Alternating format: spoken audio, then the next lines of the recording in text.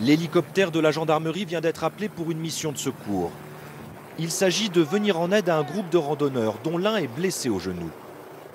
L'appareil évolue à 2200 mètres d'altitude dans un secteur escarpé, impossible pour le pilote de se poser. Alors il entreprend une manœuvre spectaculaire. Sur ces images amateurs, on voit le nez de l'appareil se coller à la pente. Et les pales de l'hélicoptère semblent frôler le manteau neigeux. Les secouristes peuvent alors sortir de l'appareil pour prendre en charge le blessé.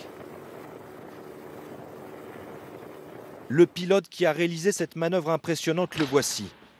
Si le lieutenant Jean-François Martin a choisi cette technique nommée l'appui patin, c'est qu'il n'avait pas le choix.